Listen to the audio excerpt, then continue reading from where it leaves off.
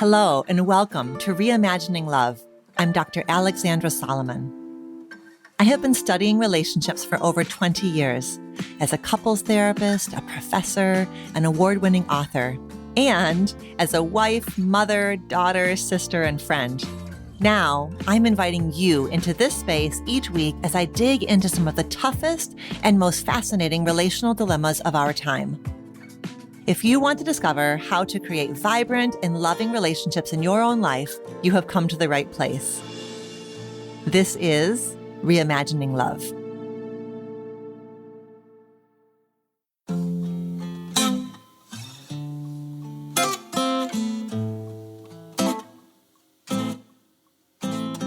Hi there, and welcome back to Reimagining Love.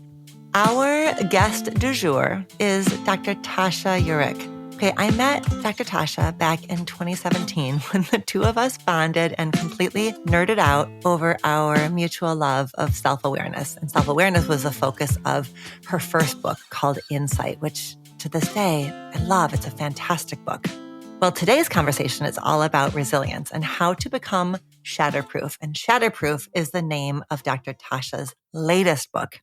She is an organizational psychologist, a researcher, and a New York Times bestselling author. With a PhD in industrial organizational psychology, Dr. Tasha is the principal of the Eurich Group, a boutique consultancy that helps successful executives succeed when the stakes are high. In today's episode, we discuss the myths of resilience, and we talk about what a resilience ceiling is and how we can identify when we have bumped our heads on it. But most importantly, we talk about how to understand the limitations of resiliency so that we don't, as Dr. Tasha would call it, grit gaslight ourselves when our usual coping strategies don't work the way that they used to, particularly in our increasingly chaotic and complex world. Dr. Tasha also tells us about her brilliant 222 tool, which can help when we're feeling overwhelmed and when we feel like we're maybe, possibly, pretty likely approaching our resilience ceiling, as well as how we can turn our toughest moments into opportunities to understand ourselves more deeply and to learn how to better get our needs met, which of course then allows us to show up more fully in our most important relationships.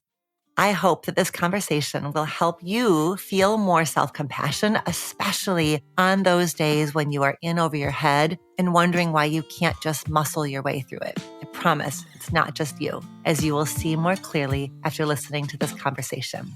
Without further ado, let's hear from Dr. Tasha Eurich. Dr. Tasha, thank you so much for being here with me today. Thank you. It's a great opportunity to see you and hang out and talk about some fun stuff. I was thinking as I was getting ready for this, I was thinking about our origin story, which was like way back in 2017.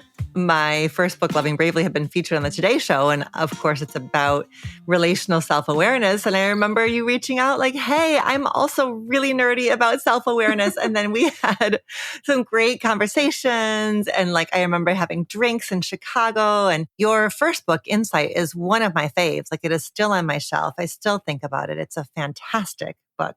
Thank you. Yeah. And right, the excuse for us to get together again is your new book, which is your third book. You are so prolific. I'm excited to talk to you about all things Shatterproof. How is it having your new book out in the world? You know, it's funny. I liken it to what I hear my friends say about childbirth. When you have multiple children, you sort of like forget the hard stuff and you just go in again and you're like, this is going to be amazing, right? But I think there's something really adaptive about that, where we can do these hard things because we remember the biggest joys about it. And so it's kind of a sickness for me. I don't ever see myself stopping. The blessings of our sicknesses, right? Like, thank goodness you're sick in that way because we keep getting your books. Yes. All my poor friends and family, I'm not so sure about, but yeah, right. they've been lovely. That's right. That's right.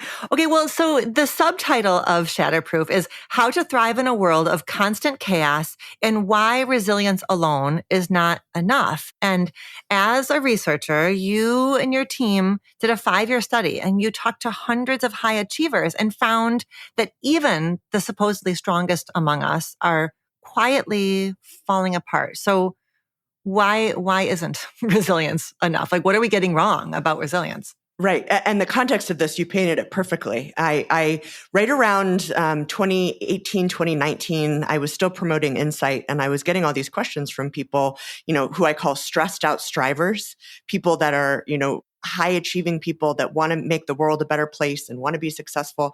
And they were saying like, yeah, I understand all this stuff about self-awareness, but how do I live in this world? It just keeps getting harder and harder. And I don't know if it's just me. And so what our team wanted to really understand was what differentiates the people who are able to not just get through hard times, whether that's like a small recurring stressor or a huge life-changing event, what separates them from, the rest of us. And when we started to do this research, the interviews were what we started with, and we did tons and tons of quantitative survey research. We reviewed 1,300 empirical journal articles, so you don't have to, which was kind of a fun experience. And at the end of the day, what we discovered was, resilience has been touted as sort of the end all be all coping approach when things get hard. But the bottom line is that for even the strongest people, resilience is a limited resource. And what that means from a practical standpoint is, especially for high achieving people, we are so proud that we've gotten through all of the hard stuff that's happened to us up until this point, right?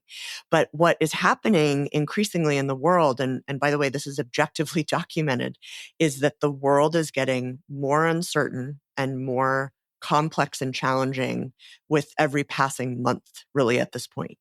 And what that means is, we're increasingly experiencing this, I call it chronic compounding stress across multiple areas of our lives. And what that does is it drains our limited resilience resources. And, people may or may not have experienced this, and we can sort of talk about what it feels like, but eventually we are all going to hit our limit of resilience because we all have a limit. We don't know what it is until we hit it usually. But what happens is we reach what I call our resilience ceiling, which is the top of our capacity to cope.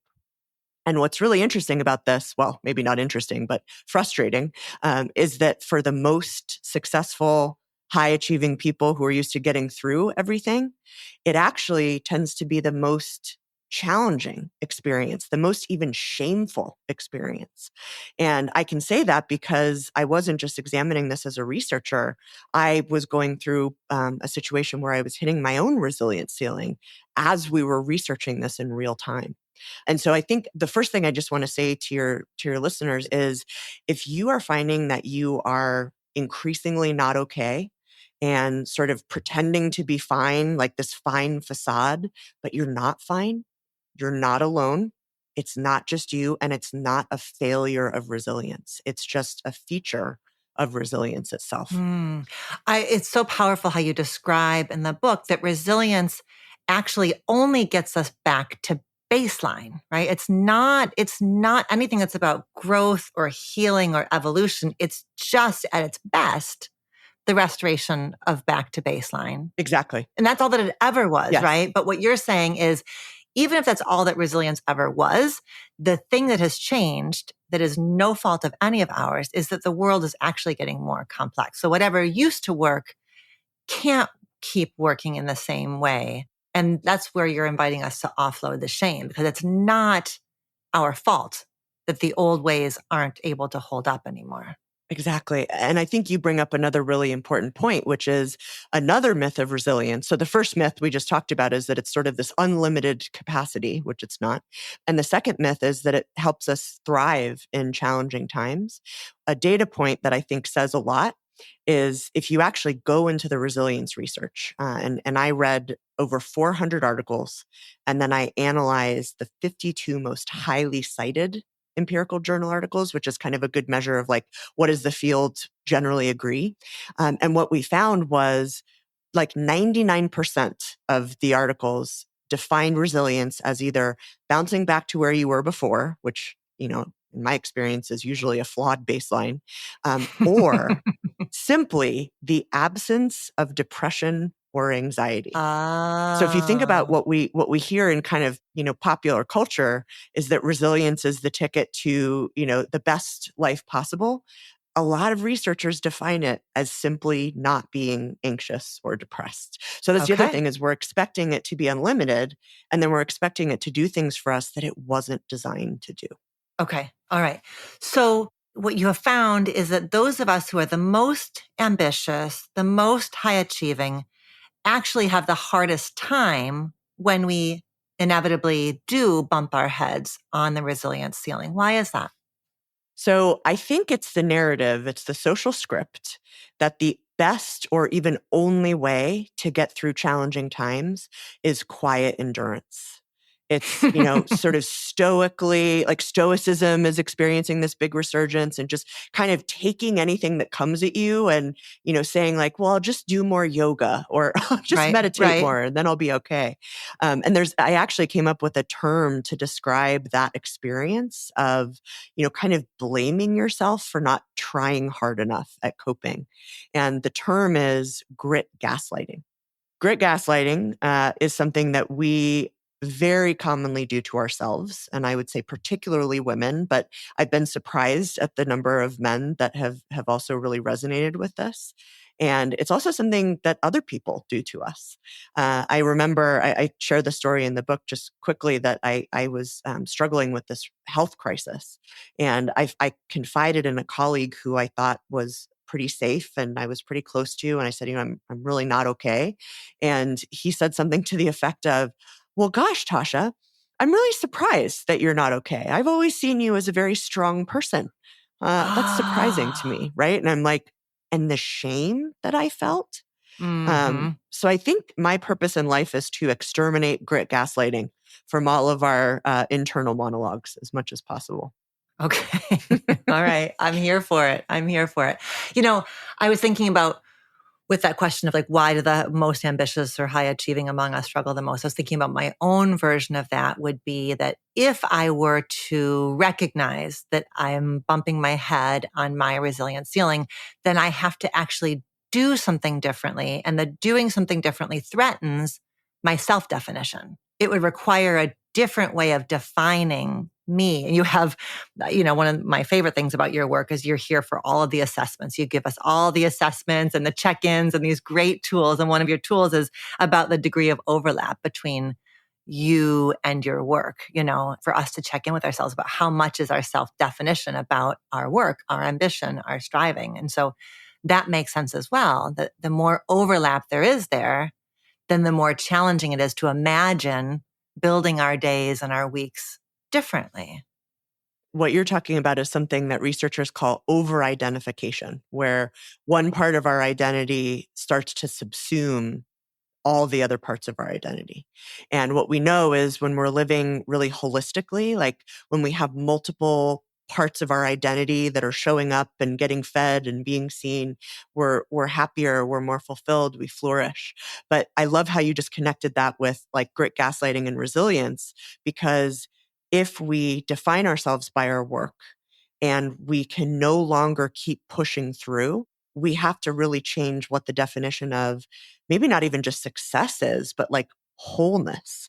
If I can't, do this incredible work thing and point to it in the same way that I normally can, what does that mean for me? And I give some tips in the book about how to broaden your identity, but sometimes it's as simple as just mapping out like what are the life spheres that matter to me in addition to my work.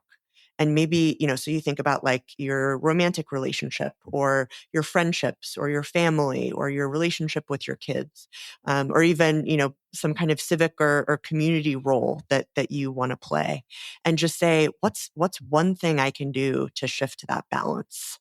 And as we start to do that, we start to see that like, oh my gosh, maybe I don't need to define my entire success and failure as a human being by how much I'm producing and how much I'm just powering through at work. I was thinking that mapping exercise also would highlight then potentially the delta between what I say is important to me and where actually my energy is going, what that reflects. Like I was thinking about a guest I just had on the show, Monica Guzman, and she gave this beautiful quote, which is, what I pay attention to is my life. That is what our lives are made of, is what we pay attention to, where we are investing. So I love that mapping is not just it's a reminder of all of the spheres of my world, but it's also maybe just a little bit of holding up that mirror and being like, okay, so if I say this is all of who I am, but I look at actually where my energy is going, how much disconnect is there? Actually, I'm finishing the workbook for Shatterproof, which people will eventually be able to get on shatterproof-book.com. And there's an exercise that anybody can do. It's super simple. You draw 2 circles, and I call it the time pie exercise, right? So in one circle, you divide it up and you say, here's how I'm actually spending my time. And then you divide up the second one and say, here's how I want to spend my time. And I do that exercise with the CEOs I coach all the time. And it is bracing, to say the least, right? If you actually look at your calendar, but until we have that awareness, we can't shift towards the life that we really want to build.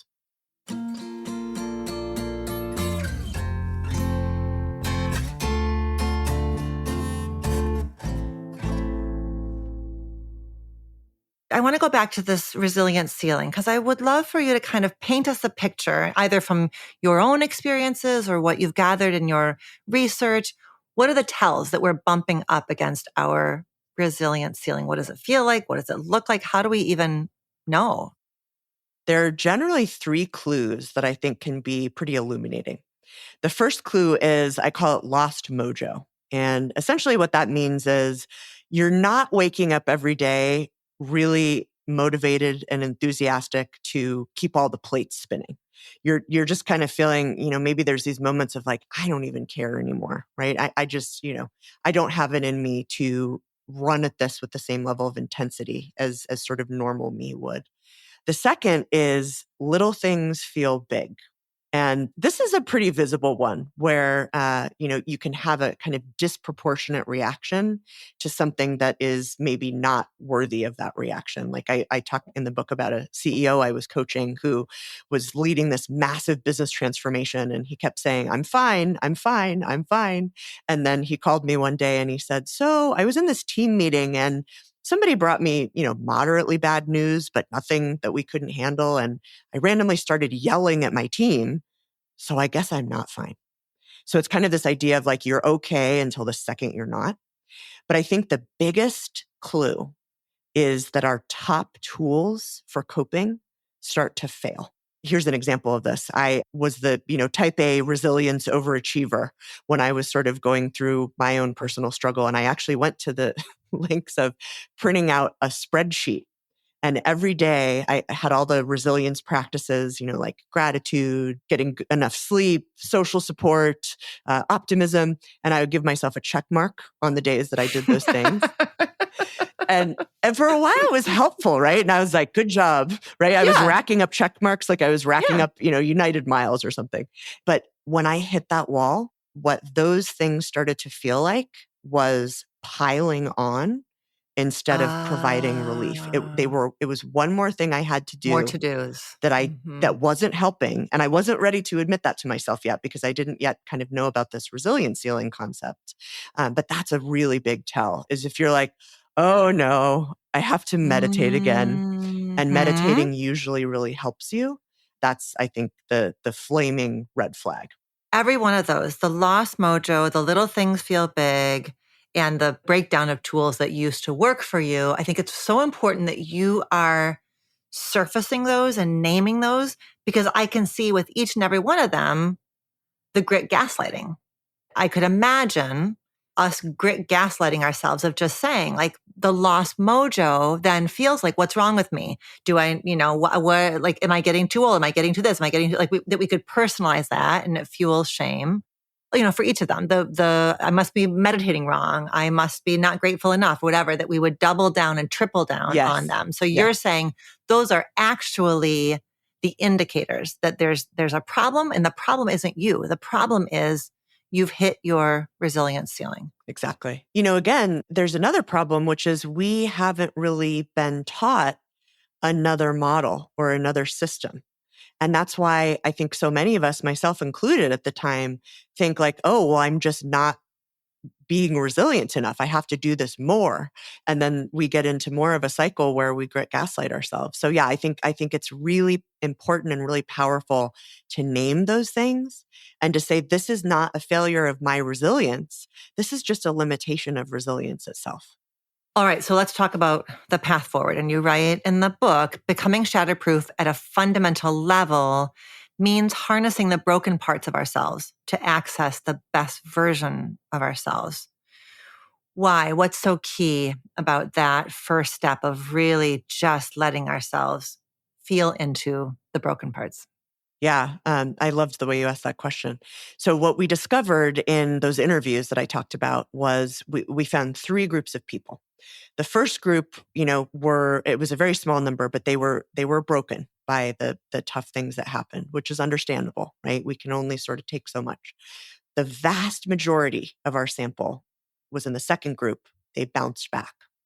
But there was this third, again, small, very mysterious, very intriguing group of people who somehow were going through tough things. And again, the range, it was everything from small things to big things.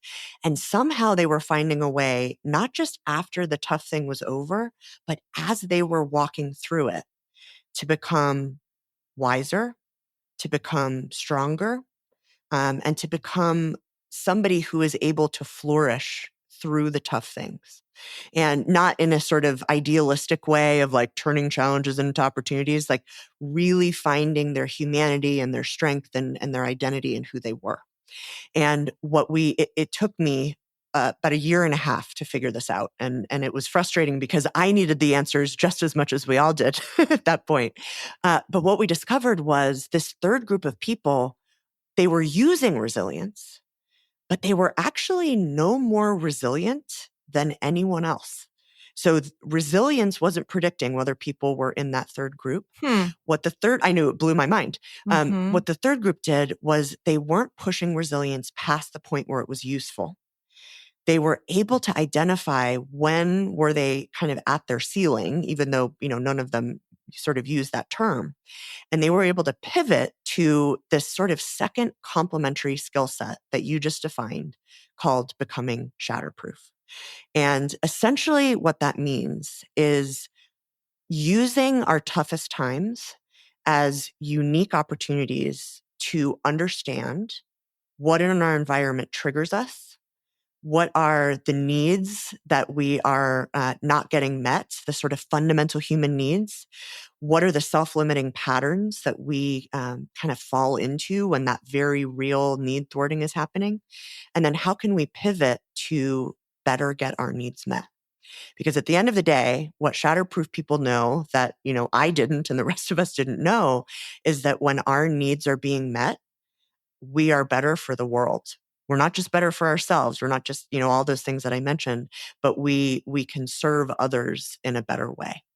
And, at the end of the day, the thing that I want people to remember, and we can maybe talk about these needs, is that focusing on your fundamental needs as a human being isn't selfish.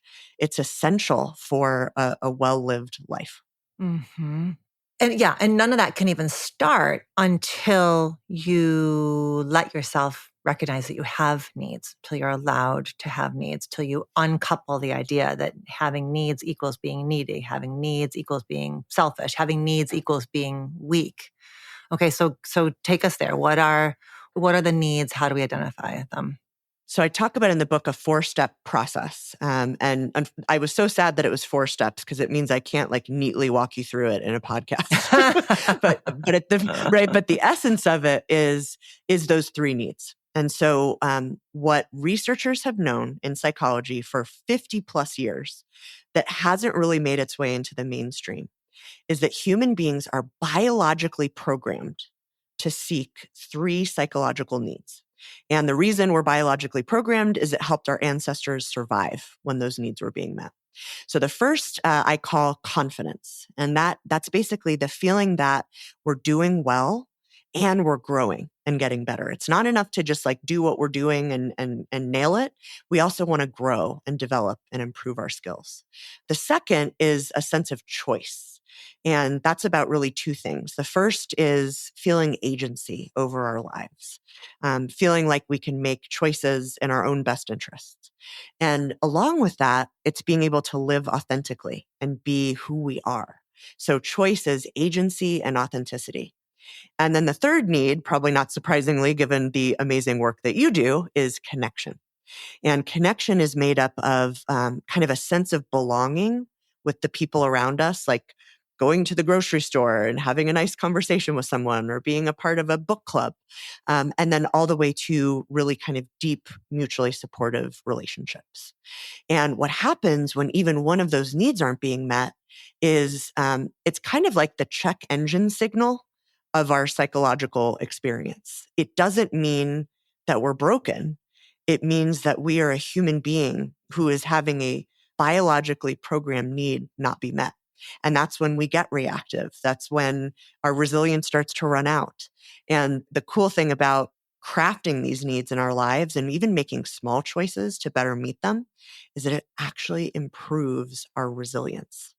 It's like but wait, there's more kind of a, Right, infomercial right. thing. But it's That's what I was really, just thinking is yeah. that if part of what is making us hit the resilience ceiling is that we aren't living in a way that honors who we know ourselves to be, related people, connected people, good friends, dear sisters, et cetera, then the more we aren't living in that way, the more we don't have that need met, the need for connection. And the more we aren't connected, the more we feel this absence of resilience, the more we're gaslighting ourselves. So it makes sense that those things live in tension with each other. And the way forward is through confidence, choice, and connection. It makes so much sense. Doesn't it? Yeah. I mean, it's so Mm-hmm. simple, but and it took our team a long time to figure it out, but hopefully that's like simplicity on the other side of complexity. We've done the work. We know what the answer is. And now maybe people can use it to live a little bit better of a life. Can live into it. Yeah. I want to make sure that we talk about some of the tools. You're so good at giving us tools that feel doable. So can you tell us about your 222 tool? Yes. That's one of my favorite ones, actually. And I use it more than I wish I had to in the world that we live in. So this is a perfect tool for the next time you're feeling like, I just can't, right? Like you might be nearing your resilience ceiling. What it is a deliberate 48-hour pause. And not like pause and you're going to stop living your life and, doing all the things people need you to do. But what you're going to do is carve out, what do I need in the next 2 minutes, 2 hours, and 2 days to get a little bit closer to sort of giving myself a break and living into my needs. So the 2 minutes is immediate psychological first aid. And, some good ideas for that, like you can never underestimate the power of deep breathing, but there are other things you can do. There's a lot of science around kind of our vagal nerve, which runs through our neck. You can put ice on your neck for 2 minutes. You can hold ice cubes in your hands, which kind of disturbs a lot of those physiological reactions of like panic and anxiety. You can even sit there and say, I feel like I'm breaking right now. This is hard. And that doesn't make anything wrong with me. That means I'm in a hard situation, right? So like immediate psychological first aid. The second time period is 2 hours. And what you want to try to do is, usually probably later in the day, find 2 hours where you're just doing something that makes you happy and that helps you unwind. It might be going to the gym, and might be catching up with a friend. For me, it's like a super introverted Netflix marathon where I don't have to talk to anybody, right? But you're really just trying to like come back into yourself and do something for you. But I think the 48 hours is the most important. What you're doing there is you're giving yourself permission to actively disengage from the problem that you've been running at. And again, like if you're an air traffic controller or a heart surgeon, like there's some situations where that's not going to be possible. Please don't right now. Right. Please don't disengage in the middle of your open heart surgery. But I think, in most situations, it's not life or death. And what we know from the research on this is actually, if we give ourselves permission to have a timeout and stop analyzing, stop ruminating, stop problem solving, we're going to come back to the problem with a much fresher perspective and with much more energy and sort of will to keep going.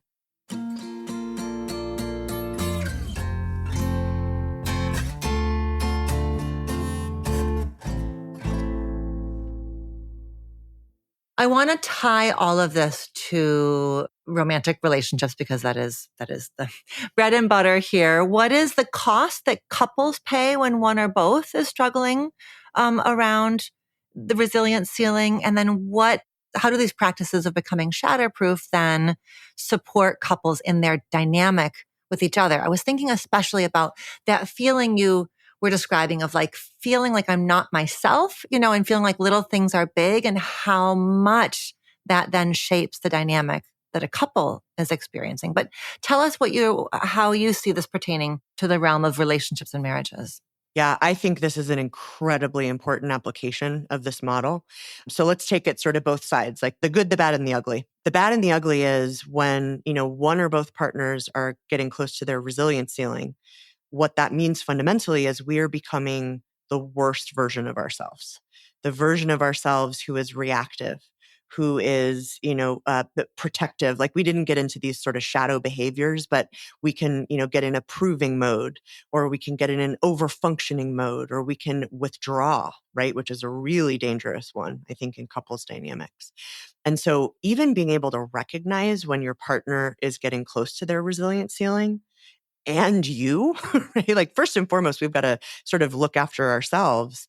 And even having those conversations and using these terms, like, I feel like I'm close to my resilience ceiling and I'm worried that you're going to be in the firing line of that, right? And even just naming it, because I think that allows a little bit more compassion instead of your partner being like, gosh, she is just the meanest person she's ever been. But it's like, this is why, this is what's happening.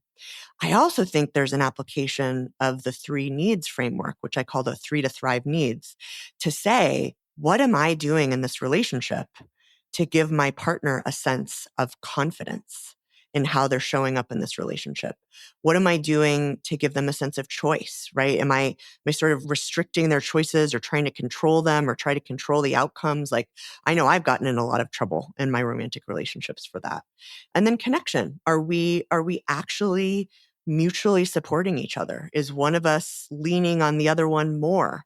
One thing, I know you know this better than anyone, right, is like, it's about reciprocity in relationships. So if it's mismatched in any direction, that's going to harm the sense of connection. So I think the sort of good piece of that is it gives us a roadmap to deepen our relationships by helping our partners get their needs met.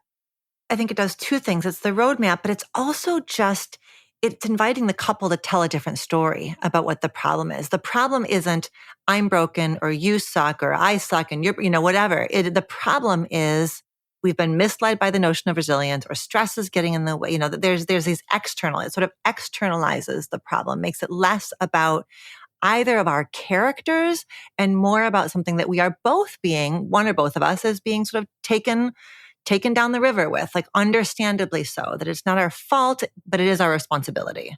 I love the way you said that. Yes, it is. It's not our fault, but it's our responsibility. And the good news is that is what helps you pivot, right? Remember, I said the sort of last step of the Shatterproof framework is to say, let's get out of these self-limiting patterns and let's focus on something that's positive and generative in this relationship. And I think, it takes both people to make that decision, but it only takes one person to kind of shift the conversation and the language. Yeah. Before I let you go, I would love for you to just offer us whatever you want to offer us in terms of what being shatterproof looks like in your life today. How are you living into this beautiful work that you've offered us? So I'll tell you, I have had a really great, lucky life. And that was until about the year 2020. And ever since then, I have faced a series of challenges related to my health, my marriage, my relationships, that every time I go through one of them, I think, surely this is the worst thing that's ever going to happen to me. And then there's something else, right?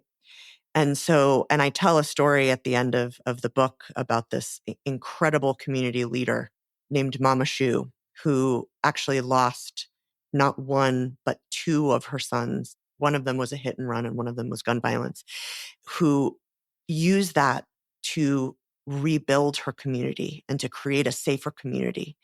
And it's sort of vastly oversimplifying her story. But what I learned from her was becoming shatterproof isn't a one-time decision.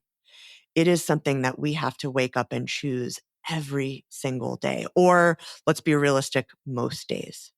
And just when we think that we have shatterproofed our way through the worst thing that's going to ever happen to us, something else might hit us. But the beauty of this model, and truthfully, like the reason I'm still here, because we write the books we need to have in our lives, is that this isn't a skill. It's a repeatable process. It's a framework that if we just can sort of bring ourselves to walk through that path, we can totally change the trajectory of the bad things that happen to us. And we can build what I call a new good life, which is maybe not the life we planned, but it is a life that's built around our well-being and our needs. And no matter what's happening to us, we can always do that. And that is evaluated. The new good life gets to be good on its own terms, right? So it is a life that is good through this shatterproof lens, which is not perhaps the old lens, but it's not a lesser lens. It is a different lens. It's a more whole lens, because I also heard you talk about wholeness. Yeah. Thank you. Thank you so much. If there are some Reimagining Love listeners for whom this is their first exposure to you, Dr. Tasha, talk to us a bit about the best ways into your work. We'll have links in the show notes to your book, of course, but where else do you want to send people who are interested in learning more? So I always say, it's not about me, it's about you guys. And so I could say, like, I'm everywhere. You can find me on social media and I have a website. But what I would offer is we have, as part of kind of the launch of Shatterproof, a 5-minute quiz that'll tell you on 5 dimensions how close you are to your resilience ceiling. And what's cool about it is you can actually send it to someone who knows you well, maybe someone who lives with you, right? Like your best friend or your partner, and they can contribute their insights.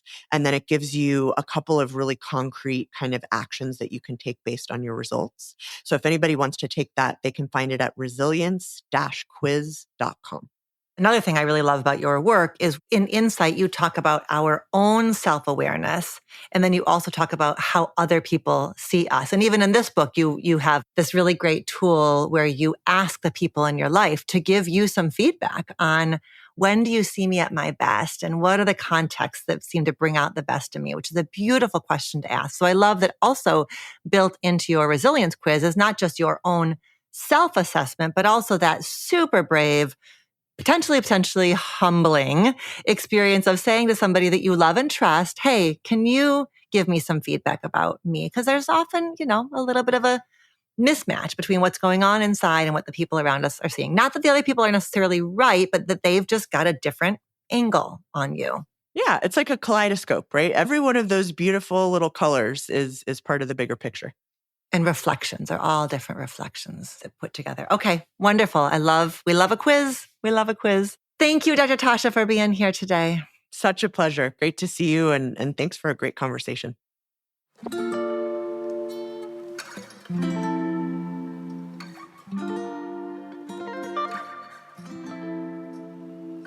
Thank you, Dr. Tasha, for this insightful conversation. I know that I am both reassured and completely unnerved to hear that it is objectively documented that our world is getting both more uncertain and more complex. But knowing this allows me to tap into my compassion, both for myself and for others. Of course, we'd be stressed in such an environment. And of course, we are pushed right toward our resiliency ceiling. I'd like to invite you to share this episode with a friend who you think needs to hear it, at least to help with Dr. Tasha's life mission to eradicate grit gaslighting from all of our internal monologues.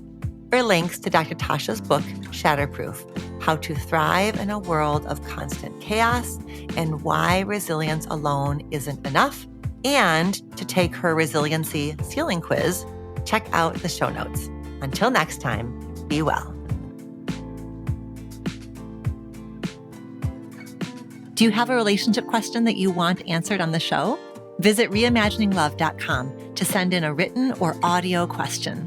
Questions can be about intimate partnerships, family relationships, friendships, you name it.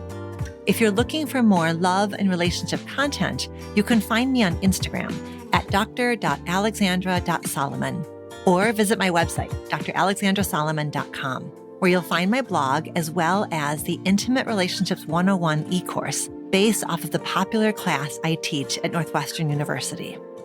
Thank you for listening and see you next week here on Reimagining Love.